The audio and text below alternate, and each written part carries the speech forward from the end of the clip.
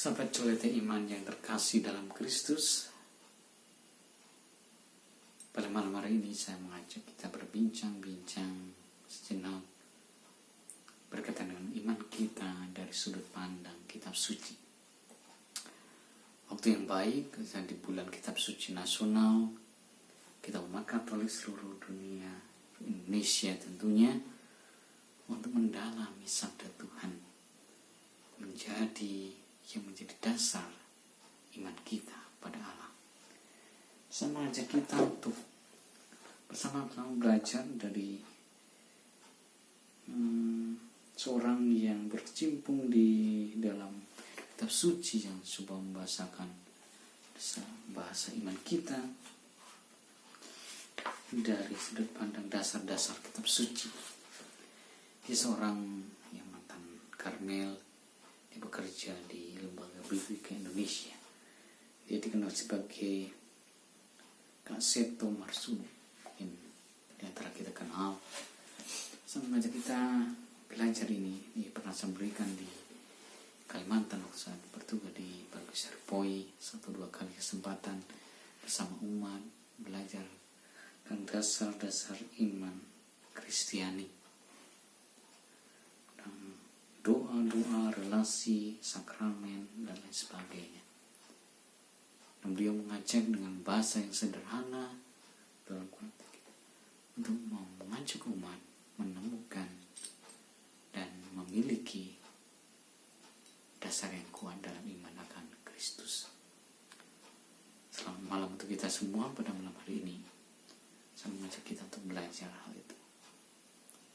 Semoga tetap sehat selalu dan tetap semangat menghadapi situasi kehidupan kita yang hingga akhir-akhir ini masih terus bergulat berhadapan dengan situasi pandemi yang tidak mudah.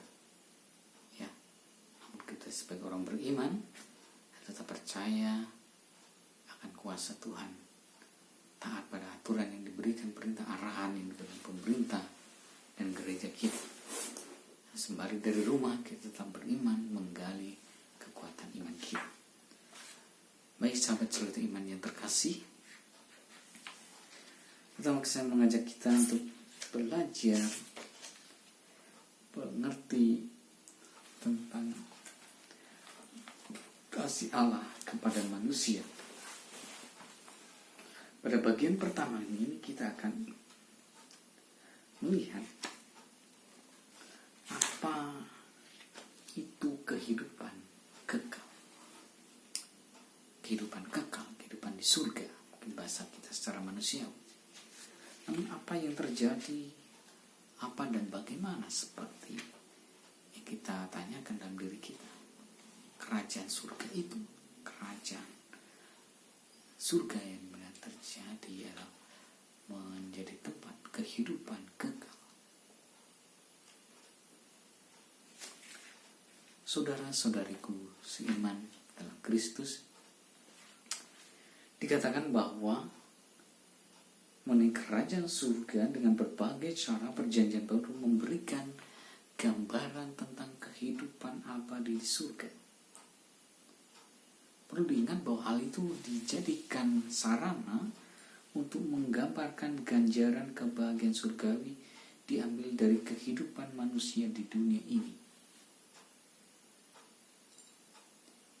Tuhan Yesus menggambarkan kehidupan surgawi itu sebagai sebuah kerajaan. Sebuah kerajaan, ada raja dan rakyat. Yang sering juga disebut kerajaan surga atau kerajaan Allah. Ketika berkarya di dunia, Tuhan Yesus mengajarkan kerajaan surga sudah dekat. Seperti apa itu? Tuhan Yesus juga melakukan berbagai mujizat, menyembuhkan orang sakit, menghidupkan orang mati, mengusir roh jahat, menggandakan roti dan ikan untuk menjamu orang banyak, membangkitkan orang mati.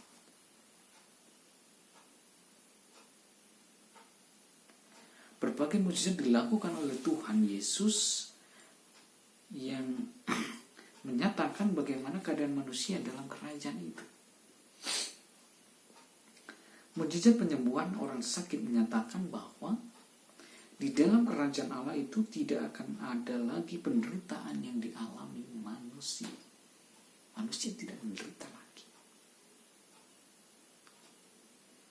Manusia akan hidup dalam kedamaian, kebahagiaan, dan kesejahteraan.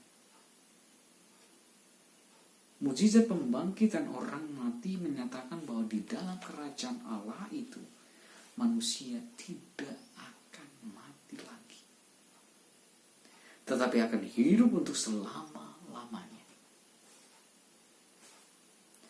Tuhan Yesus juga menggambarkan kerajaan Allah itu sebagai perjamuan nikah. Suasana pesta yang mengembirakan, makan, minum, menyanyi, menari saat berjumpa dengan kerabat dan kenalan, berpesta, bergembira. Kalau saudara kita di luar, mereka menari jai. Kalau saudara kita di Batak kan manotor dan lain sebagainya. Semuanya itu digunakan untuk memberikan gambaran kebahagiaan dan kehidupan abadi di surga. Saudara-saudariku, sahabat colete iman yang terkasih, kemudian kehidupan kekal itu hidup seperti malaikat. Santo Paulus menyatakan bahwa bagi umat beriman, hidup hanyalah diubah, bukan dilenyapkan. Dan kematian menandai perubahan itu. Benar bahwa dengan kematian itu tubuh manusia membusuk dan hancur. Jiwa manusia tidak ikut hancur bersama tubuh itu, tetapi akan terus hidup. Kalau demikian, bagaimana orang mati dibangkitkan? Banyak orang beranggapan bahwa kebangkitan badan sebagai kebangkitan mayat. Ini yang keliru. Dalam iman kita bukanlah demikian.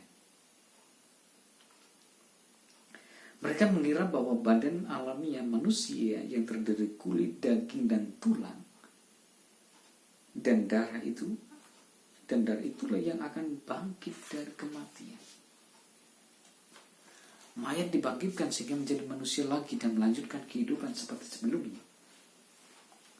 Saudara-saudariku yang terkasih, wajar kalau dalam Injil orang Saduki mengaitkan kebangkitan badan dengan perkawinan. Mereka berpikir bahwa sesudah bangkit manusia akan menjalani kehidupan duniawi lagi. Makan, minum, bekerja, berkeluarga, dan sebagainya. Itulah pikiran apa yang diyakini oleh orang-orang Saduki. Tapi bukan badan yang telah hancur itu yang akan dibangkitkan, tetapi darah, karena daging dan darah tidak mewarisi kerajaan Allah. Santo Paulus kepada jemaat di Korintus mengatakan demikian, bab 15 ayat 50. Mengenai kebangkitan Tuhan Yesus menyatakan bahwa orang yang telah dibangkitkan tidak kawin dan tidak dikawinkan, tetapi hidup seperti malaikat di surga. Kita lihat dalam Injil Matius 22 ayat 23 sampai dengan 33. Perkawinan itu hanyalah urusan dunia yang masih untuk manusia yang memiliki daging dan darah. Di surga, orang yang dibangkitkan akan menerima tubuh surgawi yang mulia dan abadi, yang sama sekali berbeda dari tubuh duniawi. Di surga, mereka tidak memerlukan hal-hal duniawi, ya sudah tercukupi semuanya. Apa yang diperlukan semua sudah ada. Di surga mereka tidak memerlukan hal-hal duniawi seperti makanan dan minuman, karena hidup seperti malaikat.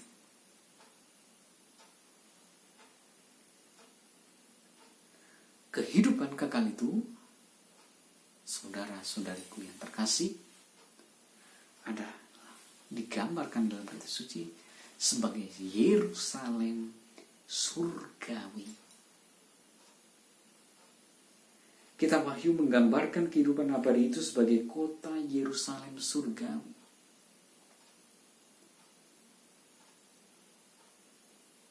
Kota itu menjadi tempat yang nyaman bagi para pengikut Kristus yang setia kepadanya karena keadaan kota itu demikian. Pertama, indah. Temboknya dari permata, bangunan dan jalan-jalannya dari emas murni.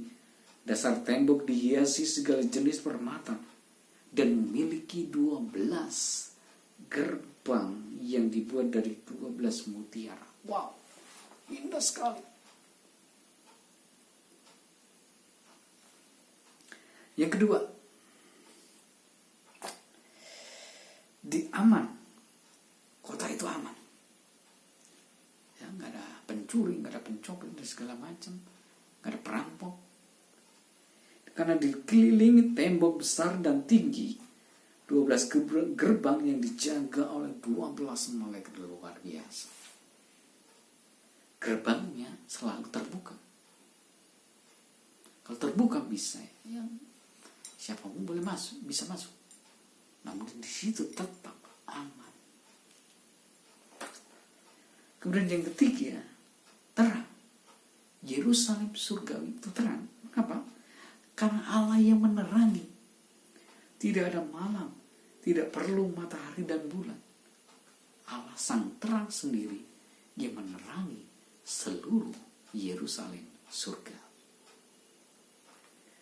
Kemudian di Yerusalem surga itu menjamin kesejahteraan penghuninya, dijamin.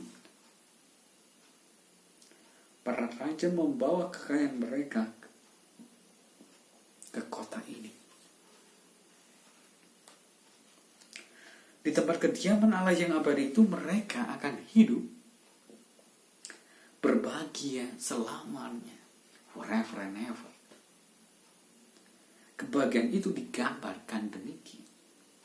Pertama, memerintah sebagai raja. Pada zaman kuno, kehidupan raja dianggap sebagai kehidupan paling tinggi, paling mulia, paling bahagia. Semua keinginannya terpenuhi dan dia menjadi orang yang paling dihormati di seluruh kerajaan. Yang kedua, pohon kehidupan. Pohon di Eden ini memiliki buah yang membuat orang yang memakannya dapat hidup selama-lamanya. Di Yerusalem surgawi, pohon kehidupan itu berbuah 12 kali dalam setahun, sehingga para penghuninya dapat terus memakannya. Demikianlah kehidupan mulia di surga akan berlangsung tanpa akhir. Nah, di dalam Yerusalem surgawi itu, kebahagiaan itu tidak ada namanya kesedihan. Tidak ada kesedihan. Tidak ada air mata. Karena Allah akan menghapus segala air mata dari mata mereka. Tidak akan ada lagi perkabungan atau ratap tangis dan duka cita. Kemudian yang terakhir, saudara-saudariku, kehidupan kekal adalah hidup bersama Kristus. Hidup bersama Kristus. Setelah dibangkitkan dari kematian, orang-orang yang selama di dunia memutuskan untuk mengasihi Allah akan tinggal bersama Dia dalam kehidupan abadi. Ingat, orang-orang yang mengasihi Allah akan hidup bersama, tinggal bersama Dia dalam kehidupan abadi. Mereka akan menikmati kebahagiaan abadi bersama Allah yang tiada tara. Kebahagiaan itu datang dari Allah yang hadir di tengah mereka hidup dalam surga adalah hidup dalam persekutuan kasih yang sempurna dengan Allah. Katekismus Gereja Katolik nomor 1024. Allah mengasihi mereka dan sebaliknya mereka mengasihi Allah. Karena itu hanya orang-orang yang selama hidupnya di dunia ini terbukti mengasihinya akan masuk dalam kerajaannya.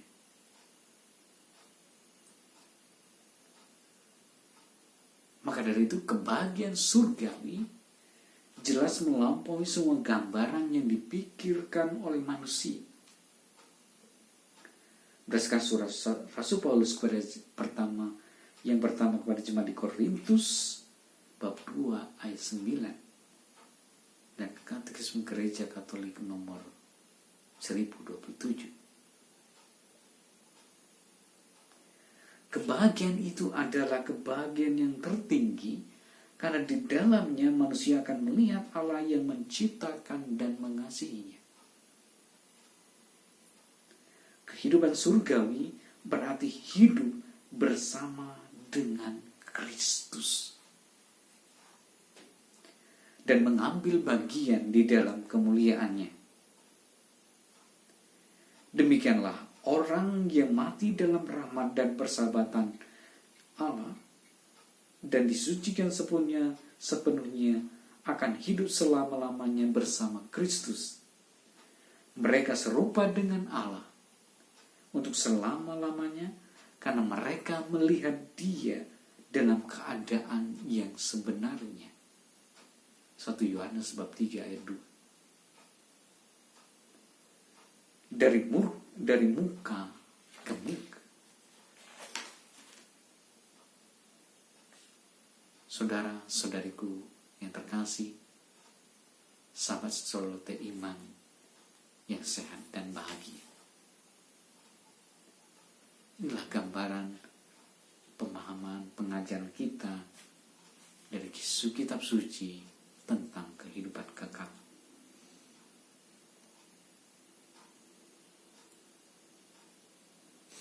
Marilah kita berdoa. Yalah Bapa yang Maha Kasih, kami bersyukur Engkau memanggil kami untuk tinggal dalam kemuliaan yang abadi bersamamu di surga. Di rumah-Mu kami akan menikmati kebahagiaan tanpa akhir. Tetapi kami menyadari bahwa kami masih harus menjalani kehidupan di dunia ini sampai Engkau memanggil kami untuk kembali kepadamu. Bantulah kami agar dalam kehidupan kami di dunia ini, kami tetap mengarahkan diri kepada kehidupan surgawi yang menjadi pengharapan dan tujuan kami. Berikanlah kepada kami hikmat yang sejati, agar kami tidak pernah melupakan pengharapan itu selama kami menjalani persiaran di dunia ini.